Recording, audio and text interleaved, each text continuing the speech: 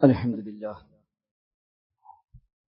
نحمده ونستعينه ونؤمن به ونتوكل عليه ونعوذ بالله من شرور أنفسنا ومن سيئات أعمالنا من يهده الله فلا مضل له ومن يضلل فلا هادي له وأشهد أن لا إله إلا الله وحده لا شريك له وأشهد أن محمدا عبده ورسوله أرسله بالهدى ودين الحق ليظهره على الدين كله ولو كره المشركون اللهم صل على محمد وعلى آل محمد كما صليت على إبراهيم وعلى آل إبراهيم إنك حميد مجيد اللهم بارك على محمد وعلى آل محمد كما باركت على إبراهيم وعلى آل إبراهيم إنك حميد مجيد أما بعد فإن خير الكلام كلام الله وخير السنن سنن محمد صلى الله عليه وسلم وشر الأمور محدثاتها وكل محدثة بدعة وكل بدعة ضلالة وكل ضلالة في النار أعوذ بالله من الشيطان الرجيم بسم الله الرحمن الرحيم يا أيها الذين آمنوا اتقوا الله حق تقاته ولا تموتن إلا وأنتم مسلمون بسم الله الرحمن الرحيم أم لهم شركاء شرعوا لهم من الدين ما لم يأذن به الله ولولا كلمة الفصل لقضي بينهم وإن الظالمين لهم عذاب أليم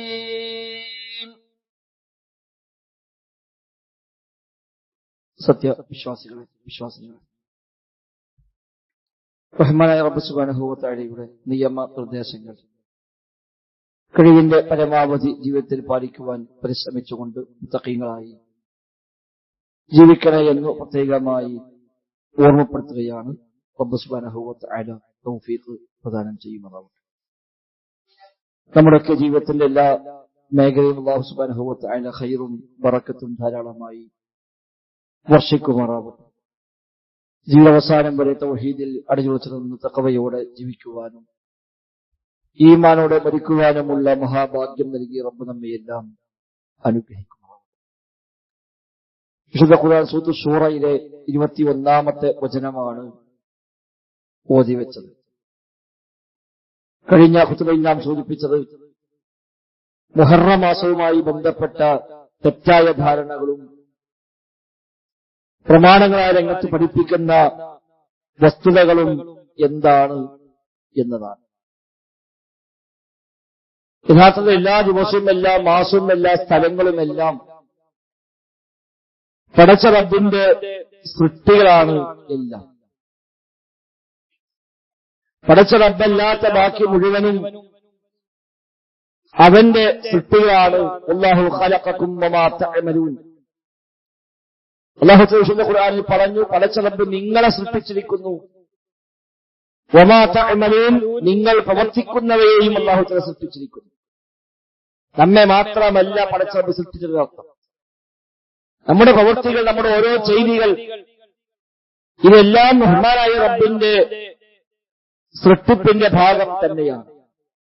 ദിവസങ്ങൾ അല്ലാഹുവിന്റെ സൃഷ്ടിയാണ്, മാസങ്ങൾ അവന്റെ സൃഷ്ടിയാണ്, സ്ഥലങ്ങൾ അവന്റെ സൃഷ്ടിയാണ്, എല്ലാം റബ്ബിന്റെ സൃഷ്ടികളാണ്. ഈ സൃഷ്ടികൾക്ക് സവിശേഷത ലഭിക്കുവാനോ പ്രത്യേകമായ മഹത്വമുള്ള ദിവസമാണ്, സമയമാണ് എന്ന് പറയുവാനോ അത് നിശ്ചയിക്കുവാനോ ഉള്ള അധികാരം അല്ലാഹു തആലക്ക് മാത്രമാണ്.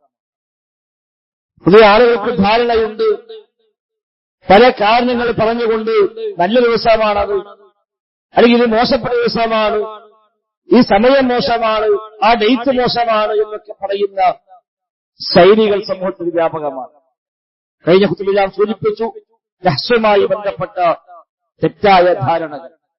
മുഹറം 1 മുതൽ 10 വരെ നഹ്സാണ്, ദുഷ്ടഗുണമാണ്, ബറക്കത്തില്ലാത്തതാണ് എന്നൊക്കെയുള്ള ധാരണ ആളുകൾക്ക് ഉണ്ട്.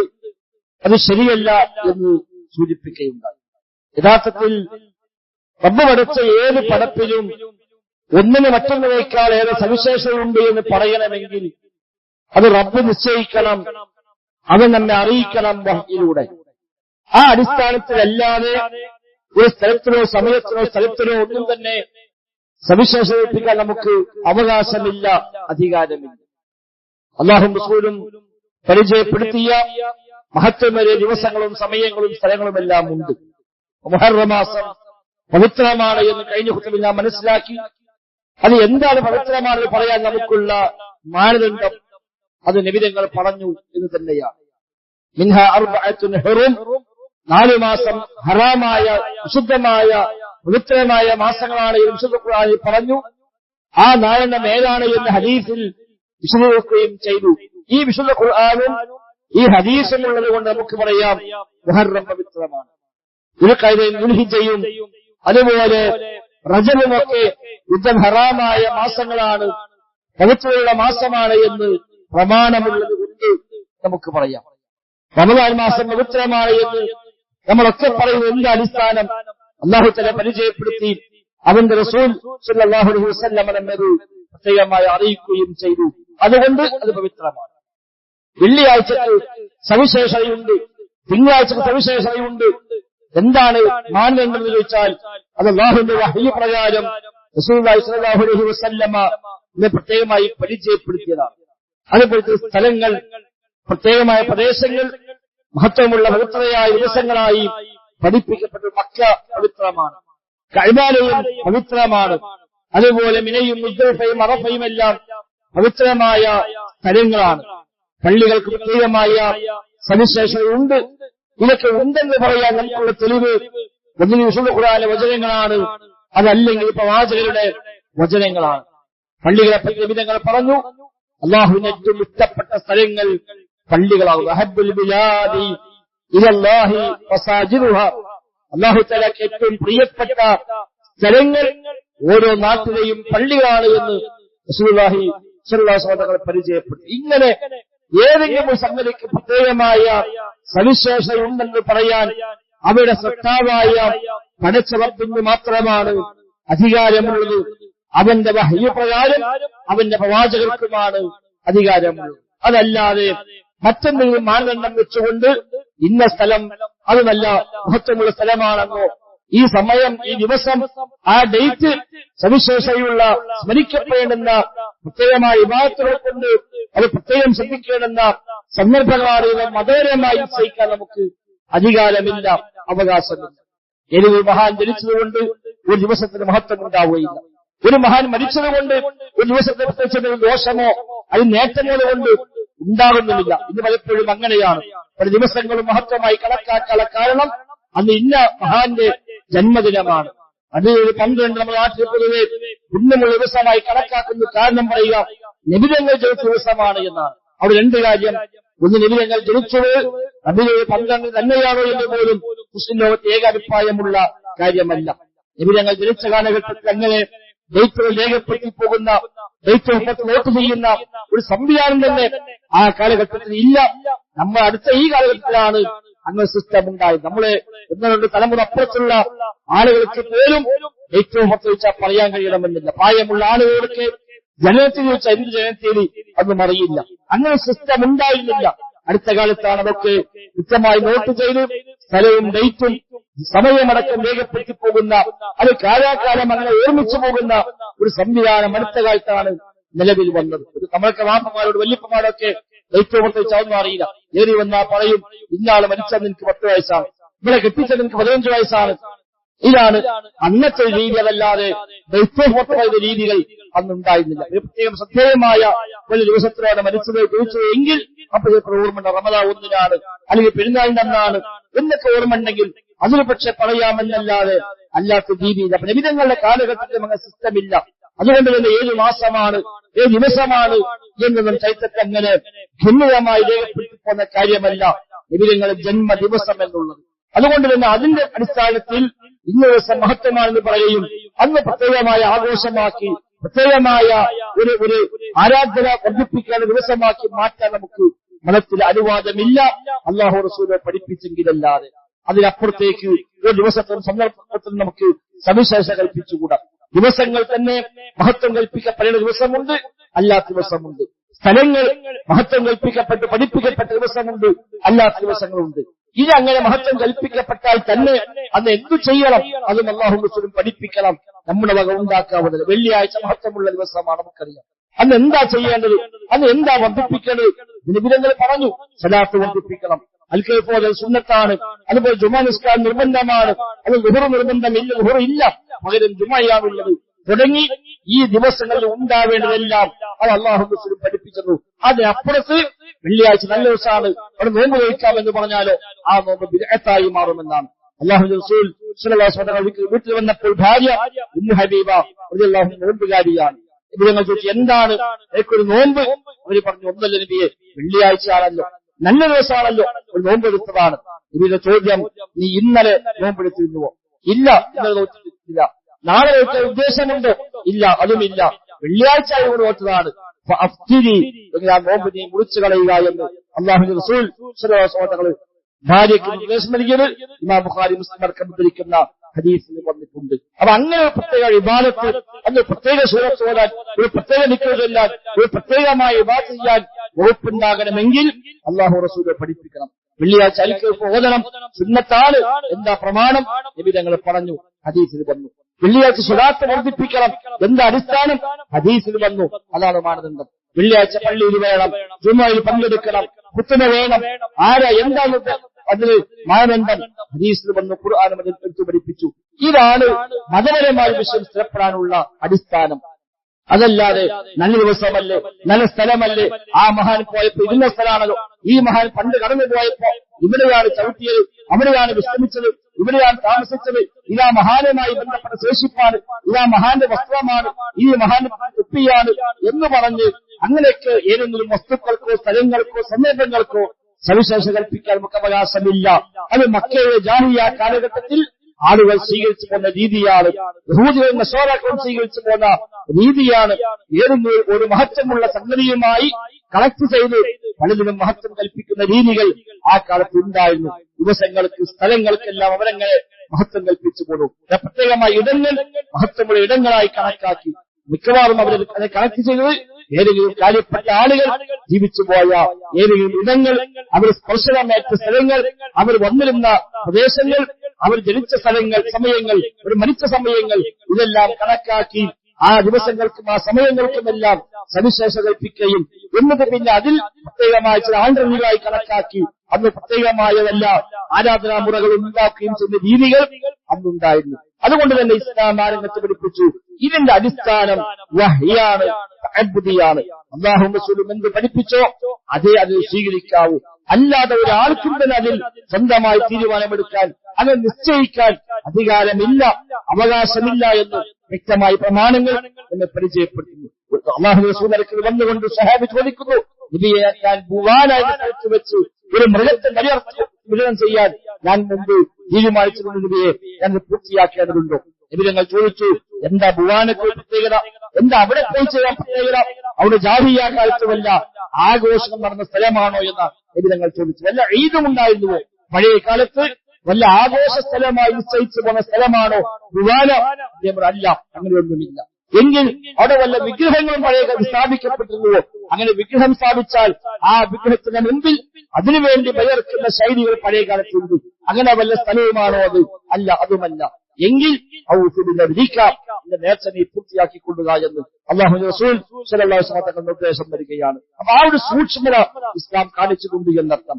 അങ്ങനെ സവിശേഷ കൽപ്പിക്കാൻ വകുപ്പില്ല, അങ്ങനെ പ്രത്യേകമായ ഇടങ്ങളില്ല.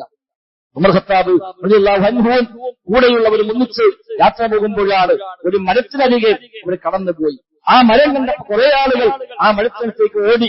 ഉമർ ഖത്താബ് ചോദിച്ചു, എന്താണ് ഈ മരത്തിന്റെ പ്രത്യേകത? അവർ പറഞ്ഞു, നിങ്ങൾക്ക് ഓർമ്മയില്ലേ, അല്ലാഹുവിന്റെ റസൂലുമായി നമ്മൾ കരാർ ചെയ്ത ബൈഅത്തുൽ റിദ്വാൻ എന്ന് കരാർ ചെയ്ത അത് ഈ മരത്തിന് ചുവട്ടിലായിരുന്നുവല്ലോ. വിശുദ്ധ ഖുർആൻ എടുത്തു പറഞ്ഞ മരമാണ് ഇത്. യുബായിഊനക തഹ്ത അശ്ശജറ, നബിയെ താങ്കളുമായി അവർ ആ മരത്തിന് താഴെ കരാർ ചെയ്യുന്ന ആ സന്ദർഭം പടച്ചവൻ അവർക്ക് പുറത്തു കൊടുത്തിരിക്കുന്നുവെന്നുള്ള ഖുർആനിൽ ആയത്തിറക്കിയ മരമാണ് ഈ മരം. ഈ മരമാണ് ഇത് എന്ന് അവർ ഓർമ്മയാക്കുമ്പോ ഉമർ ഖത്താബ് പറഞ്ഞു, നിങ്ങളെ മുൻഗാമികൾ ഇങ്ങനെയാണ് നശിച്ചത്. അമ്പിയാക്കന്മാരുടെ മഹാന്മാരുടെ കാൽപ്പാടുകളെ ഈ നിലയ്ക്ക് അവർ ഫോളോ ചെയ്യുകയും അതിന് മഹത്വം കൽപ്പിക്കുകയും ഇത് അവിടെ നിങ്ങൾക്ക് പരപരമായി കൊണ്ടുവരികയും ചെയ്ത വഴിയാണ് മുൻഗാമികൾ നശിച്ചുപോയത് എന്ന് പറയുകയും ഉമർ ഖത്താബ് പ്രത്യേകമായ കൽപ്പന പുറപ്പെടുവിക്കുകയും ആ മരം വേരോടെ പിഴുതെറിഞ്ഞുവെന്നാണ്. അത് മുറിച്ചു മാറ്റിയില്ല. മുറിച്ചു മാറ്റിയാൽ വീണ്ടും ഒരു പക്ഷേ വീണ്ടും അത് ഉയർന്നു വരാൻ സാധ്യതയുണ്ട്. അതുകൊണ്ട് അടിമേലടക്കം പിഴുതെറിഞ്ഞ് ആ മരം തന്നെ ഉമർ ഖത്താബ് ഒഴിവാക്കിയിട്ട് പറഞ്ഞു, ഇങ്ങനെയാണ് മുൻഗാമികൾ നശിച്ചത് എന്ന് പറഞ്ഞു കൊടുക്കുന്നത് കാണാൻ സാധിക്കുന്നു. ഇസ്ലാമിന്റെ ഒരു കാഴ്ചപ്പാട് ഏത് സ്ഥലമാകട്ടെ, ഏത് ദിവസമാകട്ടെ, ഏത് സന്ദർഭമാകട്ടെ, അതെല്ലാം സവിശേഷമാണെന്ന് പറയണമെങ്കിൽ അല്ലാഹു റസൂലോ പഠിപ്പിക്കണം. അന്ന് വല്ലതും ചെയ്യണമെങ്കിൽ അല്ലാഹു റസൂലോ പഠിപ്പിക്കണം. അത് പ്രത്യേകം സ്മരിക്കേണ്ട സന്ദർഭമാണെങ്കിൽ അല്ലാഹു റസൂലോ പഠിപ്പിക്കണം.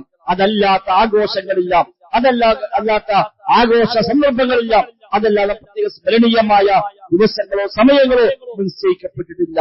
ഇങ്ങനെ നിശ്ചയിക്കപ്പെട്ടതുണ്ടോ അത് മാത്രമാണ് നമുക്ക് ഉപയോഗിക്കാൻ അനുവാദമുള്ളത്. വഹ്യിൽ മാത്രം പരിമിതമാണ്, തഅബ്ബുദിയാണ്, തൗഖീഫിയാണ് എന്നൊക്കെ പറയും സാങ്കേതിക ഭാഷയിൽ. അഥവാ എന്താണോ വഹ്യിൽ സ്ഥിരപ്പെട്ടു വന്നത് അതിൽ മാത്രം പരിമിതപ്പെടുക. അതിനപ്പുറത്തേക്ക് പോകാൻ ഇത് മഹത്വമാണെങ്കിൽ എന്നാൽ അത് മഹത്വമാകണ്ടേ, ഇതിന് ബറക്കത്തുണ്ടെങ്കിൽ അതിനും ബറക്കത്തുണ്ടാവണ്ടേ എന്ന് പറയാൻ നമുക്ക് അവകാശമില്ല. അല്ലാഹുവിന്റെ റസൂലിന്റെ കുപ്പായും അല്ലാഹുവിന്റെ റസൂലിന്റെ ഉമിനീരും മുടിയുമെല്ലാം സ്വഹാബത്ത് ബറക്കത്തിനായി ഉപയോഗിച്ചുവെന്ന് ധാരാളം സ്ഥിരപ്പെട്ടു വന്നു. എന്നാൽ നബിക്കതുണ്ടെങ്കിൽ പിന്നെ ഇന്നാൾക്കും ഉണ്ടാകണ്ടേ, മറ്റാൾക്കും ഉണ്ടാകണ്ടേ എന്ന് പറഞ്ഞ് നബിയുമായി കമ്പയർ ചെയ്യാൻ പറ്റിയ ആരും ലോകത്തില്ല. നബിയോടെത്തുന്ന, നബിയുടെ സമീപത്തേക്ക് എത്തുന്ന ഒരു പടപ്പുമില്ലല്ലോ. അതുകൊണ്ട് ആ നബിയോട് ഖിയാസാക്കി, നബിയോട് കമ്പയർ ചെയ്ത് എന്നാ ഇയാളുടെ കുപ്പായത്തിന് മഹത്വമുണ്ട്, എന്നാ ഇയാൾക്ക് ഇരുന്ന സ്ഥലത്തിന് മഹത്വമുണ്ട് എന്ന് പറയാൻ നമുക്ക് അവകാശമില്ല എന്നർത്ഥം. ഈ അസുര് ഈ അടിസ്ഥാനം മനസ്സിലാക്കിപ്പോയില്ല എങ്കിൽ പല കാരണങ്ങളാൽ പലതിനും പലപ്പോഴും മഹത്വം കൽപ്പിക്കപ്പെടുകയും അതൊക്കെ മതത്തിൽ നമ്മുടെ വക കൂട്ടിച്ചേർക്കലായി മാറുകയും ചെയ്യും. അങ്ങനെ മതത്തിൽ കൂട്ടിച്ചേർക്കാൻ നമുക്ക് അവകാശമില്ല, അനുവാദമില്ല. ഇതിന്റെ അസുര് അടിസ്ഥാനം ഗ്രഹിക്കുകയും അത് പ്രകാരം ജീവിതത്തെ ക്രമീകരിക്കാൻ നാം പരിശ്രമിക്കുകയും ചെയ്യുക. റബ്ബ് സുബ്ഹാനഹു വ തആല തൗഫീഖ് പ്രദാനം ചെയ്യുമാറാകട്ടെ.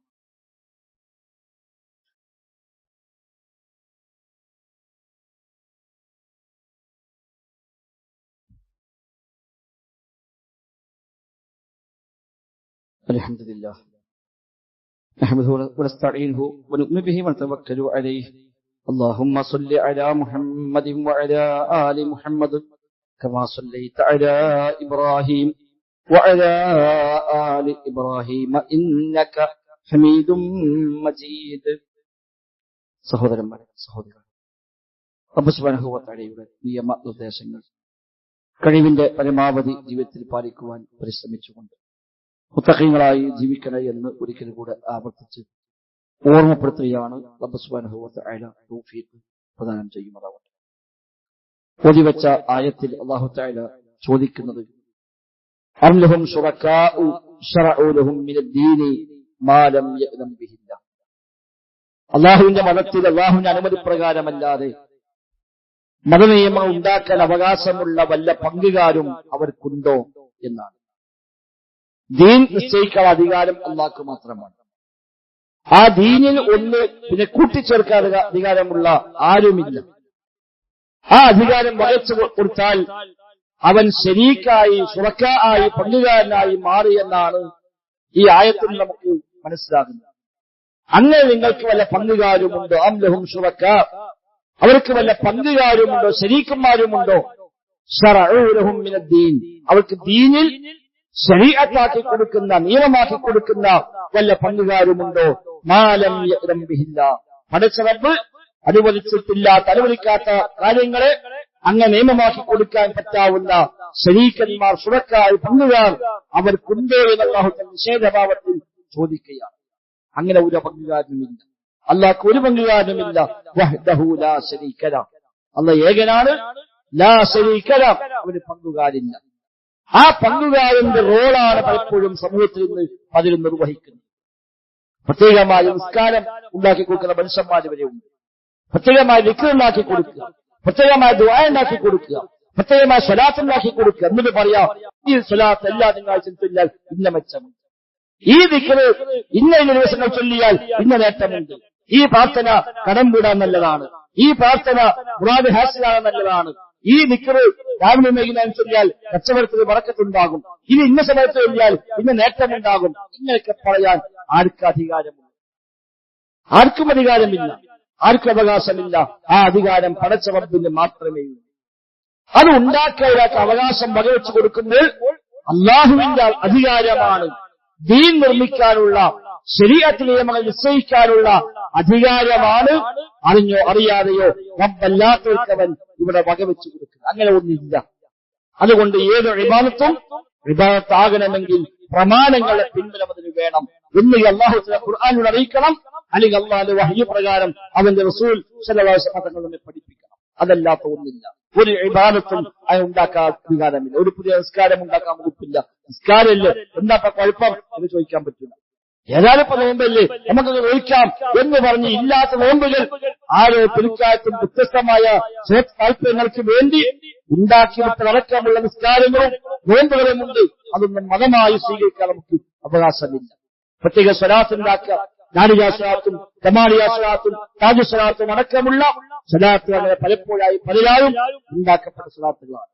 അതേപോലെ പ്രത്യേകമായ നോമ്പുകൾ, ഖലാത്ത് നോമ്പ്, മിറാജ് നോമ്പ്, 96 നോമ്പ് അടക്കമുള്ള നോമ്പുകൾ അങ്ങനെ വന്നവയാണ്.